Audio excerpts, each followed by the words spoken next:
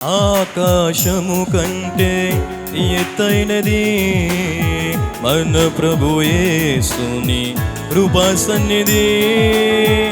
ఆకాశము కంటే ఎత్తైనది మన ప్రభు యేసుని కృపా సన్నిధి.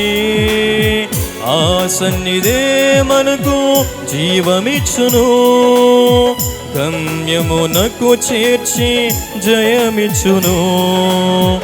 ఆ సన్నిధే మనకు జీవమిచ్చును, గమ్యమునకు చేర్చి జయమిచ్చును. ప్రభు సన్నిధిలో ఆనందమే ఉల్లాసమే అనుదినం. ప్రభు ప్రేమలో నిస్వార్థమే వాత్సల్యమే నిరంతరం.